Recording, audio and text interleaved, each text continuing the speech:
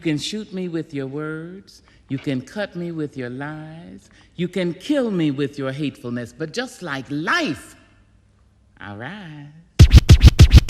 Be back. I might be in jail. I might be anywhere. But when I leave, you can remember I said with the last words on my lips that I am a revolutionary. And you're going to...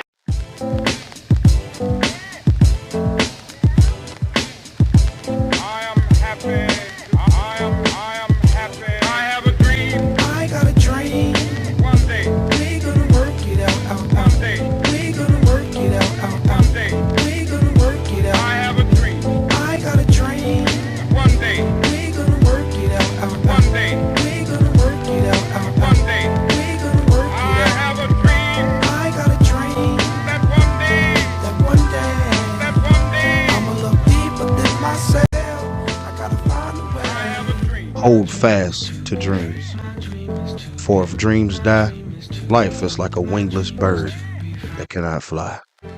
Langston Hughes.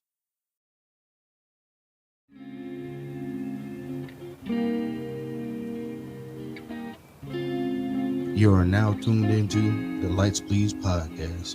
Flip the switch so we can get our shine on.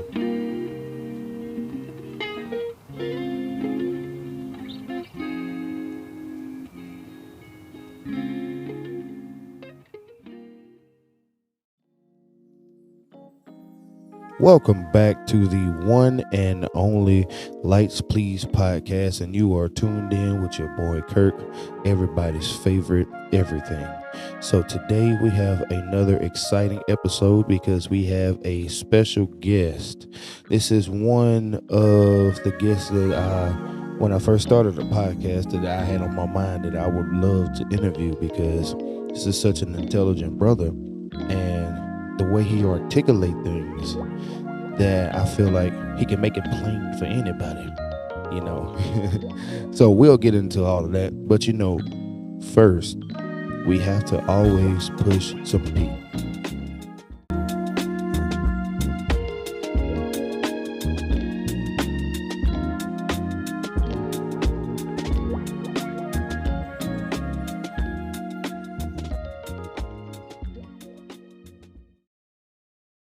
Welcome to the segment called Pushing People. We are pushing positivity out into the world, one daily affirmation at a time. So for today, we have a quote from Walt Whitman.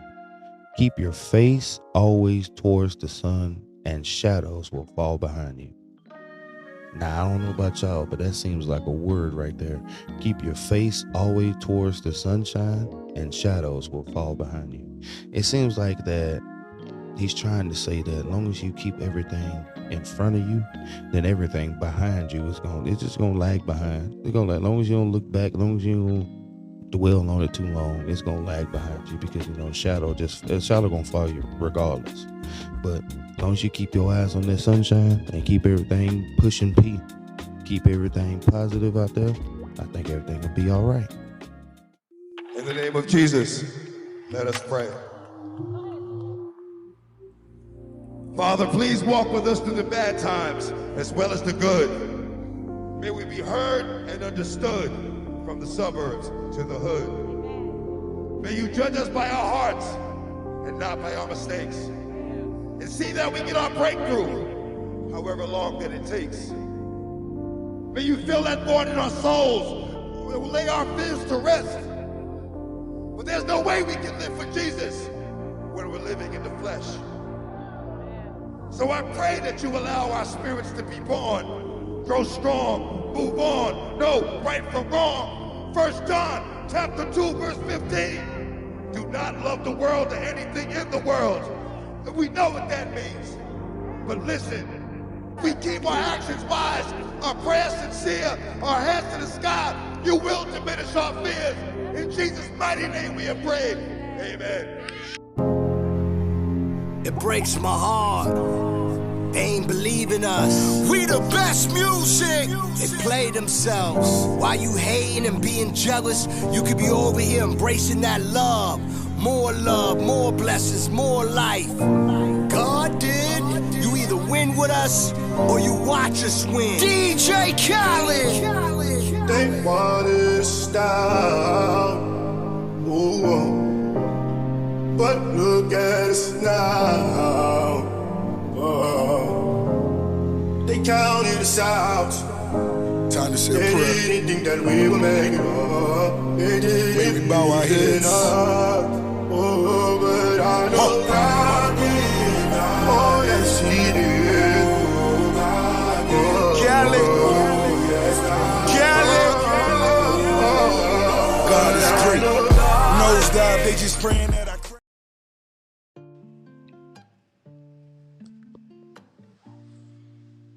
All right, we are live.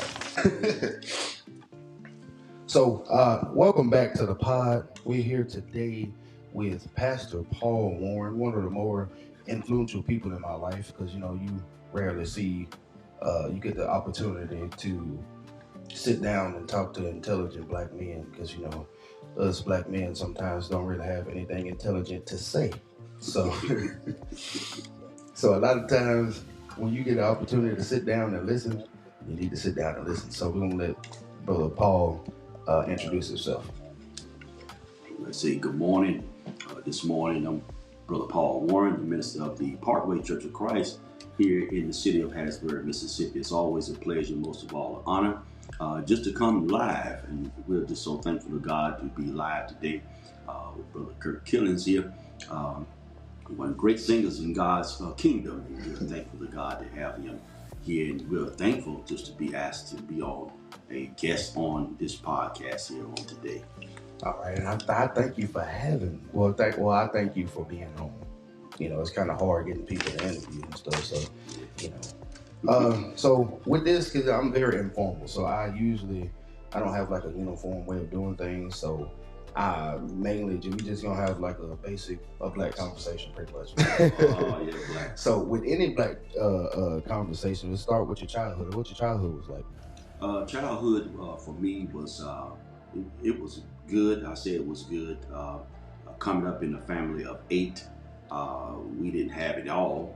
When I say we didn't have it all, we had struggles in our life. My father was a minister, and he stayed on the road about 85% of the time. And my mother, she was unable to do a lot of things around the house with us because she suffered from a disease called multiple sclerosis, and that had her down for a number of years, and we was really had to take the task.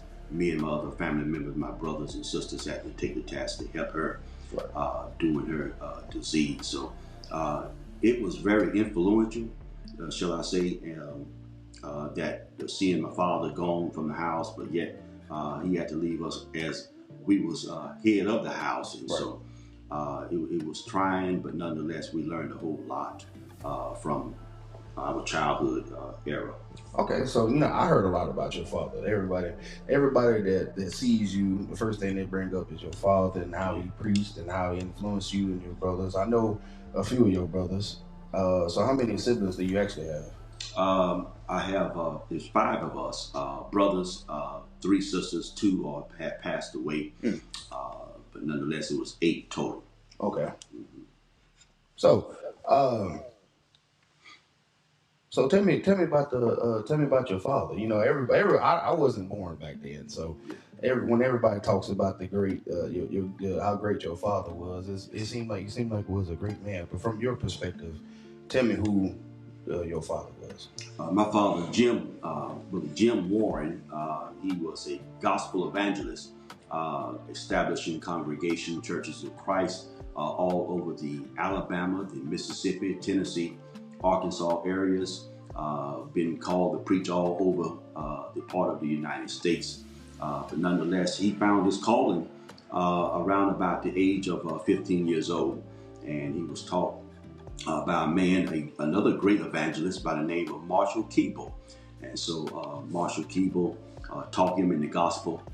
He went to school for that to preach the gospel. And from there, it just took off. And he did very well. He instilled a lot of that in us from a young age, and so it was great. It was great. Okay, so saying that growing up, and then you had both parents in the household, Yes. it's a common thing nowadays for a household to only have either the father or the mother. I grew up in a single parent household. So tell me some of the things that you learned from your father that you brought to your adulthood. One is stability, being stable, even though you may not can be there 100% of the time. There was stability in the home, and the stability was we was put on charges of chores to handle certain things, and it was required of us to make sure that it was done. We in the day and time we live in now, we said we don't put too many demands on our children, but nonetheless there was a lot of demand on us. As I go back again and say, because my mother was not able to do a lot of things because of her disease, we had to stand in the gap and cook. We had to clean. We had to do a number of things around the house, and not only that, but had to take care of mama also. And so with that helped me in my adult life, to even in my married life, that yet when my wife may be at work, she don't have to worry about come home and to cook or clean or whatever. I'll take care of that because it just was instilled in me to do that. So I just try to make sure the home is taken care of, and I think that helped me in my life, with giving me that ability to lead back then, and it helped me right now to where I'm at now. Okay, that's good. And I ain't gonna be no hater, but it's just the fact, whenever I like to hear stories about how great fathers were, because I ain't gonna say I never got this. Well, I ain't gonna lie. Okay, I never got to experience that, but it's just certain things that I learned that only when you have a father figure that you can that only he can teach you when he in the household, because So give me one of your favorite childhood memories. Oh wow, it's too many. You ain't been alive that long. Watch out. But one of my favorite childhood memories. Wow, if I had to choose, maybe one of our favorite childhood memories is when I got a car. I'll put it that way. I got a car. How old was you when you got this car? 16. 16. What kind of car it was? It was a Chevrolet Monza. I ain't never heard of that before. I ain't gonna lie to you. Yeah, it's a little sport looking ugly car, but it was red. And he got us the car, me and my brother Mike. He got it for us together. Got my license, and he wanted to reward us with something. He rewarded me with a car. Right. And but that's another story, because even though it was a great memory, the memory was we didn't have that car for long. Man. Maybe I'll tell you later. No, we gonna get into it. What happened to the car? Oh wow. We was everywhere. We was given limits on where we could go. But man, of course, like the typical child, we break the rules. We bend the rules. You snuck off. Snuck off. That's it. That's the word. And the car too. And we would run all around town. But nonetheless, one day the brakes on the car was out, and we let the car sit up instead of letting him know that we had a mechanical problem with the car. We just let the car sit, and he noticed the car after a few days when he got back from on the road. Well, why we haven't drove the car? Well, the brakes are out. He said, why you didn't tell me the brake was out of the car? Driving with no brakes. We gonna try to fix it. He said, what you know about fixing the car?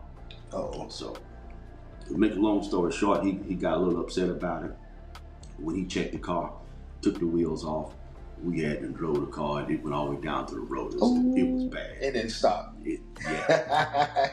He got so upset with us, he took the keys back, and he sold the car. He sold the car, and he sold the car, and it hurt us so bad because we didn't have no transportation. We couldn't take our friends. We couldn't drive around. Yeah, and certain things. yeah. So that was a flex to have a car at 16. Or was that normal? No, It wasn't on? that was a blessing. Okay, that was a blessing. Okay. That was a blessing. Blessing to have a car at 16. And the thing about that though, in today's time, we got kids that say they want certain kind of cars. It was just whatever. Right. Whatever, it didn't make no difference what kind it was. Right. Mm-hmm. So let's segue a little bit. So you are a father, a husband, and a pastor. Mm-hmm. Now I'm gonna ask this personal question: which of the three is tougher? Being a minister. Being a minister is tougher. Yes. Expound on that for a second. The reason why I say that it is that you are dealing with not only your situation, you're dealing with everybody else's situation. And as a minister, it's tough to rationalize with some things that you may be dealing with inside, but you can't tell everybody about what your situation is. Right. You're trying to help that individual cope with their situation. And the thing about it is, you tend to take those problems or their situation home with you. Right. And you have to be careful because when you take those situations home with you, you are dealing with something also. And then it's with your family. Right. You have some things that you may be dealing with. So it's tough. And I'm going to tell you this, on the other end of it, it can cause health problems. And if you don't know how to cope with it. And it did do me a number also. I have gotten put in the hospital because my blood pressure was just out of control. There were some things on my heart, on my mind that I was dealing with, but yet didn't know how to cope with it. Right. And so I'm better now, but ministering, to answer your question, ministry is one of the tougher jobs. All right, we're going to pause right there. We pause. Take a little break real quick. You handle that well. I've been, how do you say, I've been not practicing, but I get each interview, I get more and more better. Yeah. Yeah. I see that. Because I'm still learning, so. Just be you. All right, hello. Check. All right. So, you recently stated, not recently, you just stated that being a pastor causes all these, I don't want to say unnecessary stresses, but because, as a pastor, you kind of chose to go that route. So you kind of, I ain't going to say because you don't understand all the things that could entail, because nobody really knows until they actually do it. Right.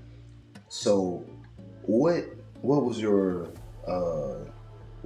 motivation to become a pastor? Was it your father? Was it your brothers? Was it? Honestly, it was my father. Just to see him to speak the way he did, to carry himself the way he did, to handle his family the way he did. Wow, it was a lot.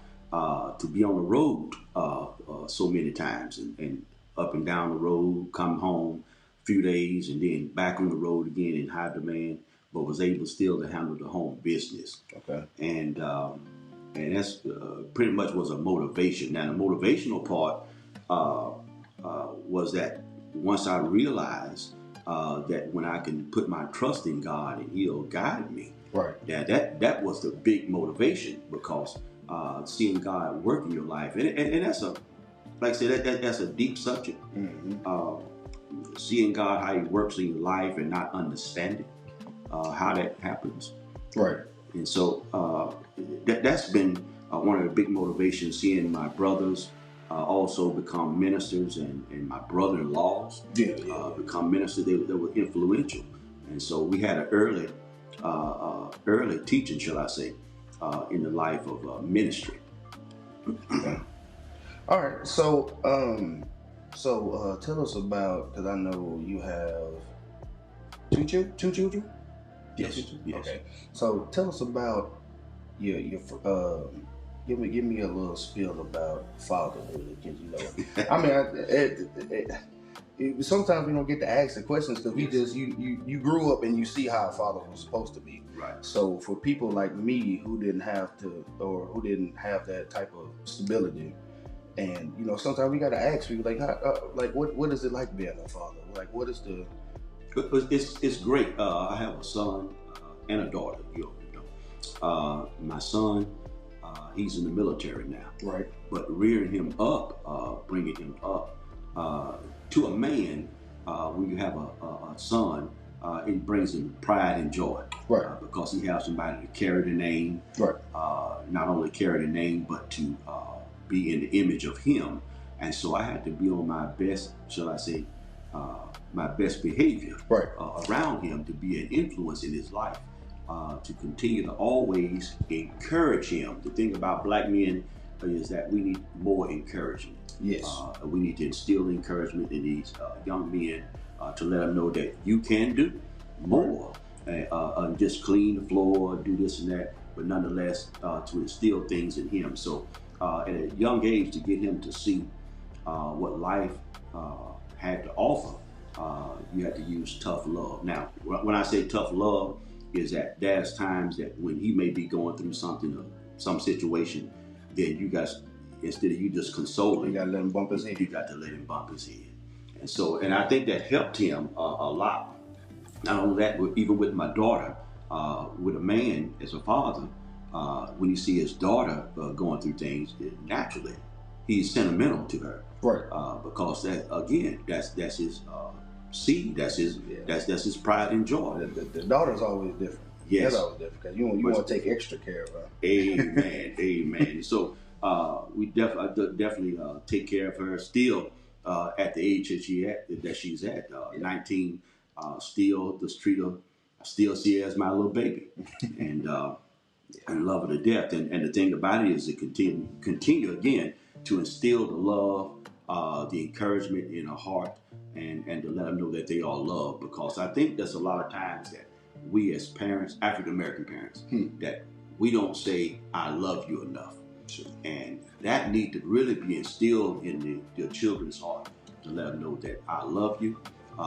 God is good; He's been good to you, but to let them know that you love Him and express that love into them. And I think that helps them to carry on much further down the road in the future. That's a word right there, brother.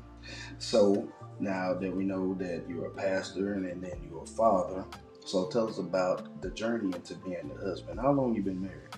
Wow, you would ask me that. 23 years. 23 years. 23 years. So Yes. tell me the story. How did I meet my yeah, wife? how you do that? Well, I won't say a long story. I was in insurance business. I've been in insurance business for 15 years. Mm-hmm. And the way I met my wife was I had a client. I went to see this client and we was talking, and she said, asked me a question, "Are you married?" And I said, "No." And she said, "Wow, are you looking?" And I said, "Well, it all depends."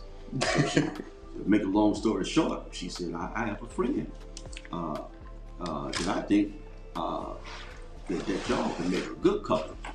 And I'm like, oh wow, I'm pushing away now, nonetheless, she said, I want you to meet her.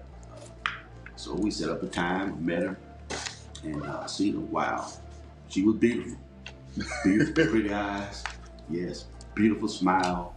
And yet we started talking, but you know my wife, she's quiet. Right. And right. I would do more of the talking, and she would just do more of the listening.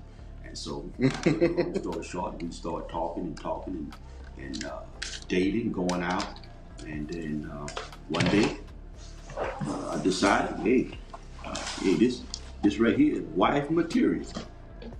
All right, it's wife material. Now that's a question. That's a question there. What is wife material? Yes, that is a question right there, Yes. because a lot of, I think the dating scene nowadays got a little too crazy. They don't know what is what and apples from oranges and all that.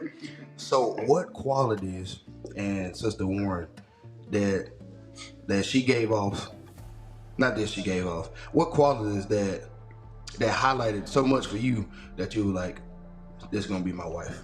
Oh, great question. What did it for me is that number one, she was caring. She was very caring. She carried herself in such a way that yet, even though that you can talk to her about your problems, it wouldn't go no further than that.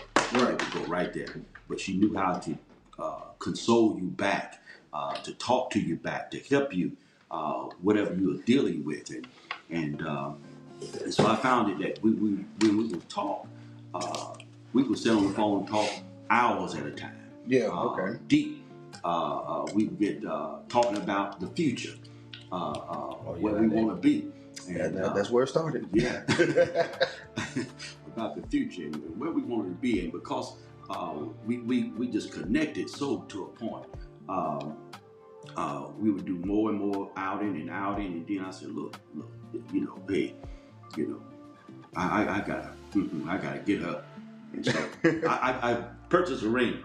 Long story short, I purchased a ring, went to a job. She worked for the Stone County Justice Court. Okay. Went in her office one day and we was talking, and I opened the ring box up and set it on the desk. And she just broke down and started crying. She knew what it was. And I asked her the question, would you marry me? And she said yes. What if she would have said no? Oh,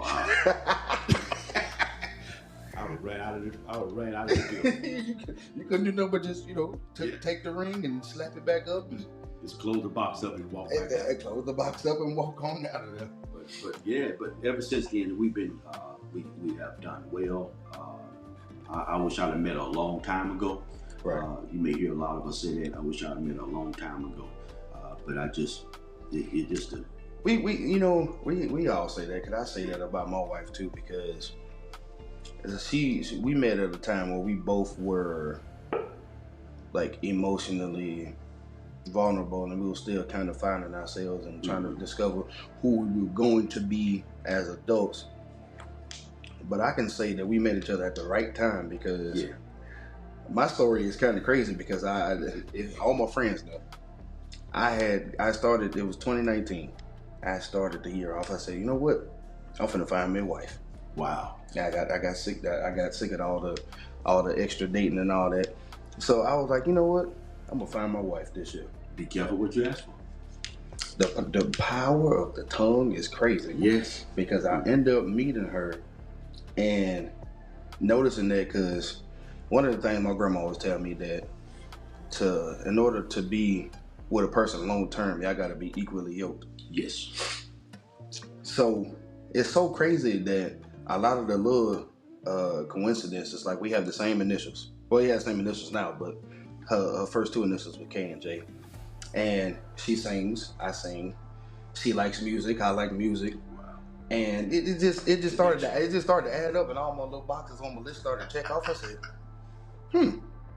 just one more thing. I just needed a couple more things, and I figured, because that next year, I forgot what was going on, but it was one thing she did for me that I'll never forget, because I was trying to get back in school. I was stuck in a rut, and this never ending circle that I need money, but I need money to get money type thing. Yes. So I've done that one. Yeah.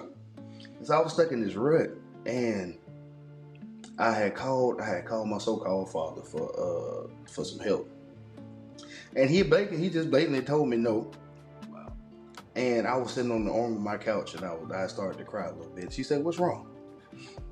I was embarrassed to tell her that, because no man want to see their woman want to see them crying. Right. So I wound up telling them what's going on. The next day, she gave me half of the money that I needed to get back in school. Wow. And I said, you know what? Ain't nobody ever, I ain't gonna say nobody ever, because my mom, my grandma cared for me, but outside of that, ain't nobody ever just cared about me enough to just sacrifice, because she sacrificed. Exactly. Sacrificed for me to have something so I can get better. And that was the day that I knew that she was gonna be my wife. That I was like, because as you say, caring. I like the caring nature. Yes. Because my mom and my grandma are some of the most caring people on the planet. So that's one of the qualities I wanted to have in my wife. And just from that day on, I said, I was planning on getting her a ring, and then I made the proposal a little ceremony, because she had just graduated, and it was COVID, so she didn't get to have a graduation party. So I set it up, as a graduation party, but it was my proposal, and that's how I got her. Because she said yes. Because she said no. We've been fighting. So, being that you've been married 23 years, what are the keys to a good? I ain't gonna say because 23 years seems short to some compared to some people. Because you got people married 50, 60 years, but 23 years is a long time. I'm 27. You've been married to 90% of my life. Yeah. So what are some keys to having a good, healthy marriage? I'm glad that you asked that.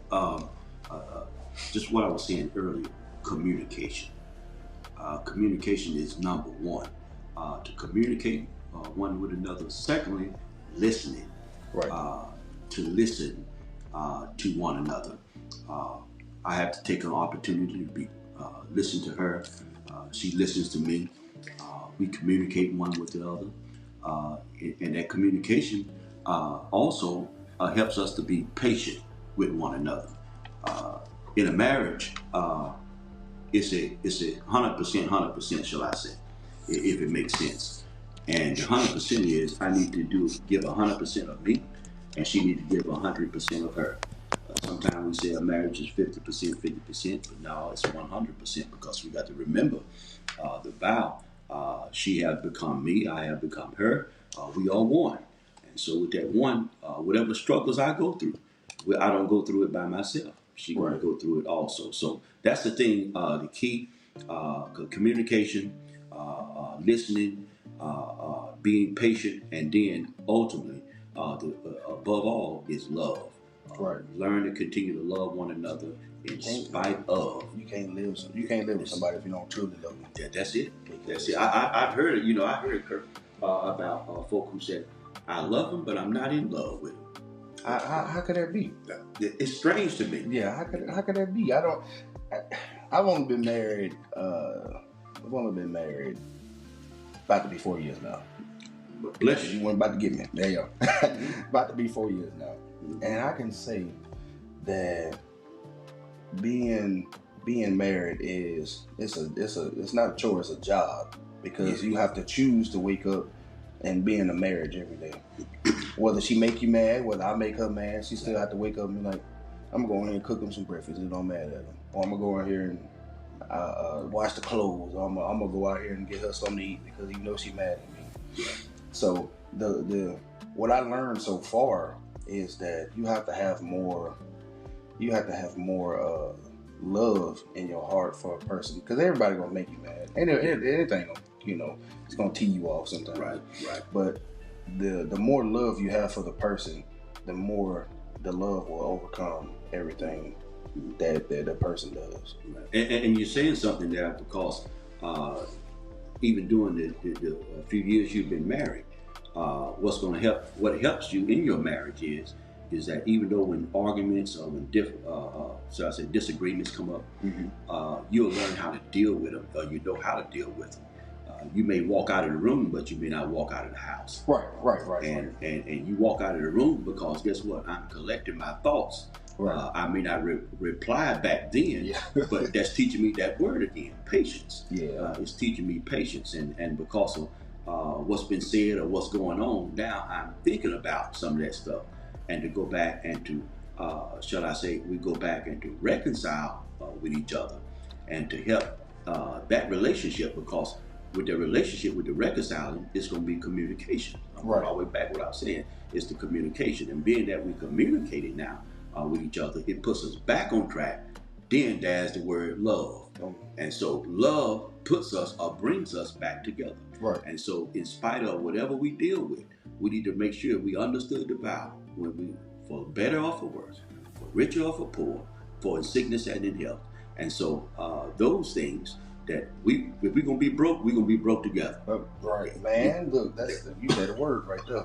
Yeah, if we're gonna be broke, we're gonna be broke together. Broke together. And I think that's one of the keys that's missing in today's marriages and short-lived marriages, because they want all the flash and the flam and let's take a trip and let's do all that. What you gonna do when you sitting on the couch and she done made you mad?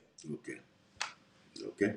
What you gonna do when you come home and you just had a long day and he or she done made you mad? Now you got it's only 7 o'clock. You just can't go in there right to sleep. Cause I know a woman, she ain't gonna let you sleep when she. That ain't gonna happen. It's not gonna happen. It's not happening. Like I said, you got to have more of that love in your heart, so it can overcome anything that person does for you, Exactly. anything does to you. Mm-hmm. Mm-hmm. So now we know how to be in a good marriage. Yes. Let's. What are some like of the? What are some of the? Oh, I lost my track. What are some of the things that you instilled in your son that you hope to instill in your son? Because you can teach him all you want, but he's still gonna do what he want to do at the end of the day.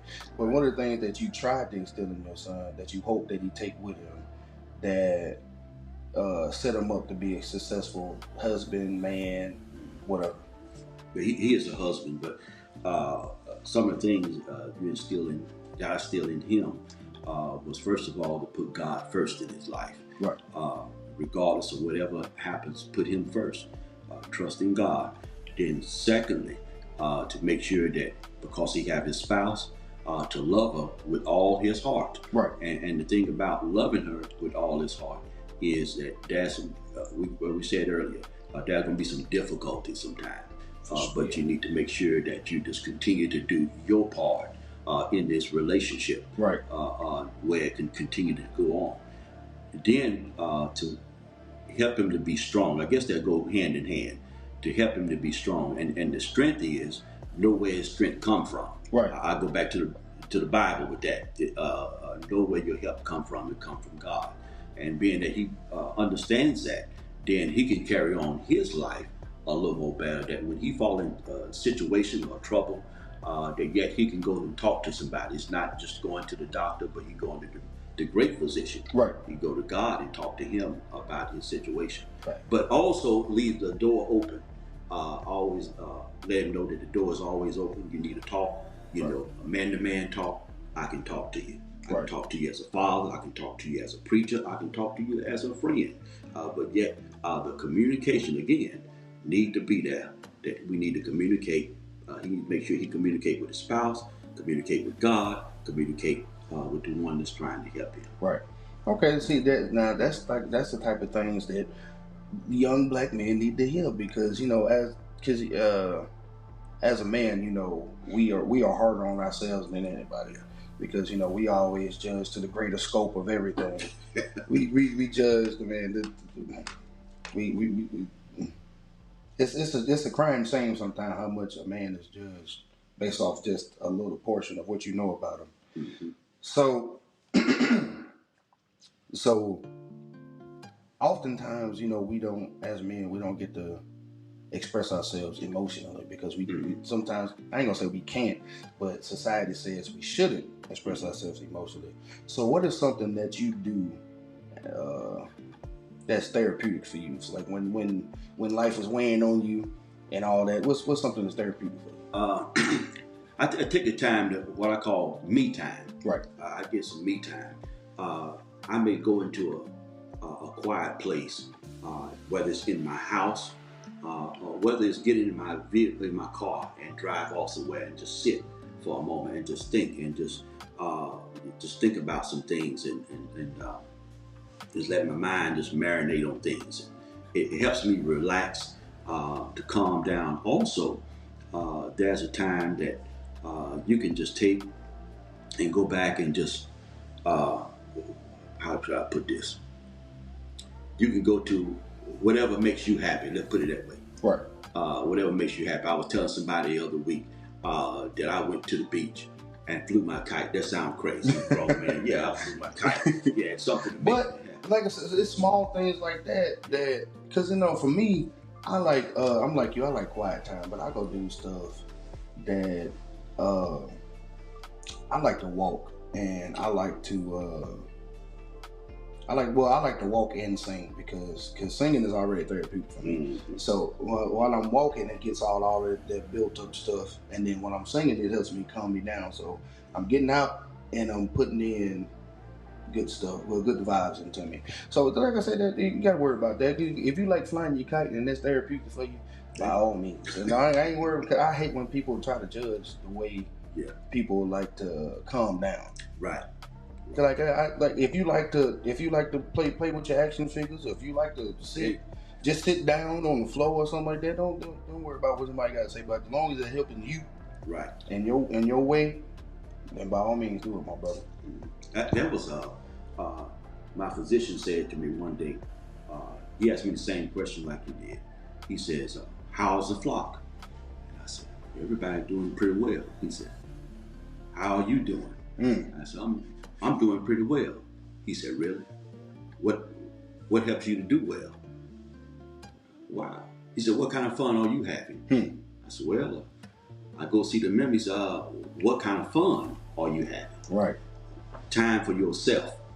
And I really didn't know, because I was just caught up in this thing. This is my job. Right. I got to do this 24/7.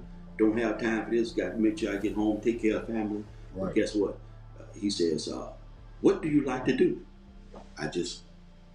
And so that's what helped me, flying a kite.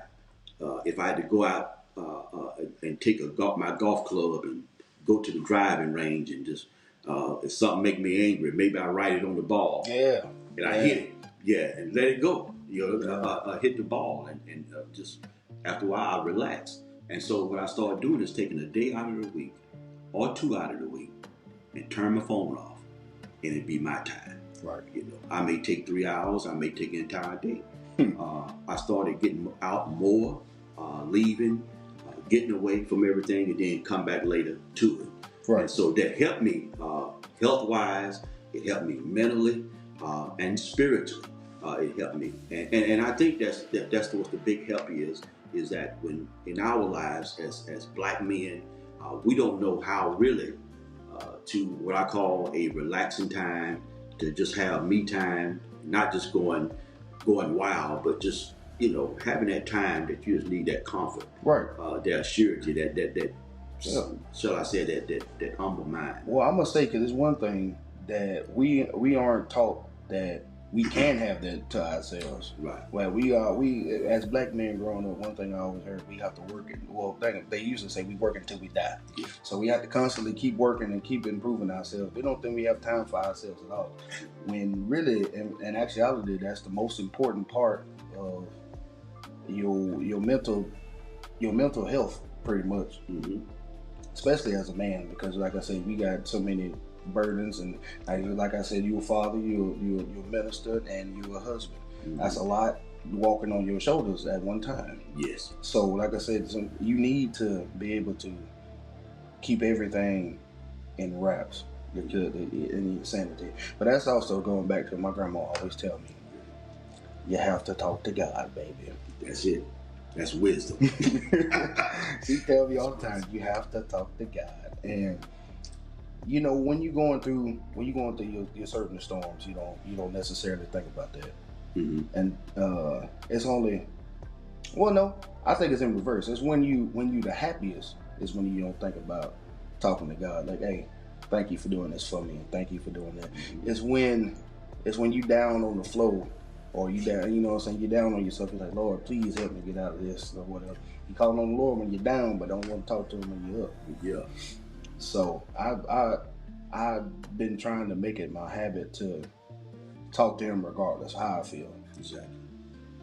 And that comes from my grandma, because she tell me every day. She asked me, that's why I love my grandma. She called me every day. It don't matter what time it is. She'll call me, hey baby, how you doing? And then she can tell when something bothering me, because I usually talk to her for about 30 minutes about nothing. Mm-hmm. And if I try to be short, she's like, something bothering you, and ain't it? Mm-hmm. She just like to read me, She'll sit there and read me. And then so the first thing she'll say, you got to talk to God about it. Whatever's wrong with it, just talk to God about it. Mm-hmm. And what I found out is, once you talk about it, put it out there, that sometimes that burden do lift up off of you. Yes. Because saying you going through say you need a bill paid, let's use that. Mm-hmm. And you ain't got the money. Say, Lord, I don't know how it's gonna do, or how it's gonna be, but if it's your will, it will be done. And just let it go. 9 times out of 10, that bill get paid. Amen. I mean, I'm a witness. I can say that. Mm-hmm. So we're gonna kind of wrap this up because we've been talking for a minute. It's enjoyable. Yeah, we're talking for. I could talk to people for hours. Mm-hmm. All right, so I'm gonna do this last part. What's something that's bothering you in the Black community right now? Oh, You already know what I'm getting ready to say. Our Black men. What about them? What they doing? Our Black men, we are allowing negative influence into our communities. Right. Not only into our communities, but as a Black man, into our minds, our hearts. Negativity. I'm a proponent of one who loves to be positive, because we can see the positive of the growth in one another. Right. And we should be able to see that. We should look at the negative part, the crime, the baby drama mama kind of stuff, that's out there, having children before marriage. Mm-hmm. I think, and I say this, and I know we don't have enough time today, but that was really my real vision for putting a life center here, is to help a lot of us in the community to, number one, to have what I call an etiquette class. Right. How to dress, how to present yourself. Oh man, oh my gosh. How to talk to people, one another, how to answer a reply. Right. How we ought to be influences in our community. Yeah. Because we are strength. It's strength in our Black men. But we got to use it in the positive way, not the negative way. Right. We can go fight my brother over here, mm-hmm. But if I turn it around and learn how to, instead of fighting him, love him, right, that's the strength right there. Right. And so I was just looking at the vision of influencing our community in the Black man, right, building him up to let him know where he came from, where he's wanting to go, have the influence of college, those who are in school come in and to help mentor them through these courses and give them the vision where they're trying to go or what they want to do. Right. And so one of the things, like I said, is crime. Crime. That's what it is, crime. There's so much of it when you hear you used to hear things like in school crime, you say, well, I know who that is, but then you find out, oh, man, that's my cousin. You know, I think we need to do more, better than we have been doing, working with our Black men. I'm with you when you're right, because like you said, as etiquette, as funny as that sounds, like I said, some people are like me that didn't have that parental guidance or fatherly guidance to know how to tie a tie, how to write a resume, how to apply for a job, how to file taxes, how to fix a car, how to put a battery in a car. You know, simple stuff like that. You never know what type of stuff you needed or you was missing until that situation arises. You know, you with your girl, she tell you, "Hey, change my tire." Wow. I don't know how to do that. What? Right. So like, I'm with you. I like that, because there's certain things that I feel like, especially as Black men, that we need to learn how to do. And when we do that, this is one thing I want the Black men community to stop doing. I want them to stop gatekeeping things. Like, say if I get a good job, I'll be like, "Hey man, I don't want you working where I'm at," because you know Black people got this thing where they want to see you doing good, but not better than them. Better than that, exactly. Crabs in the bucket. Crabs in the bucket. They want to see you doing good, but not better than them. And I want us to stop doing that, because the more representation we have, the easier it is for other Black men and young Black men to do things. To say, I got on as a manager at a bank. And I started hiring other Black kids out there who may have been, got a little felony or something like that. He ain't in the streets no more. He at work every day. That's it. And now he gonna go out there and be like, "Hey man, look, you ain't got to do all that. You can come work at this bank." Exactly. We each one teach one, pull one out and put, So yeah, I'm with you. I'm with you when you say that. So I guess we just gonna wrap this up, and Yes. I appreciate y'all for listening, and I thank you for coming on. And if you want to listen to this man preach, we are here at what 531 William Parkway, Church of Christ. Church started 10:30, but we really don't get started till about 11. So church started at 10:30. You know, doors of the church is always open. We're welcome. We here every Sunday. If there's a Sunday on the calendar, we here. So yeah, I appreciate y'all for listening, and we out. And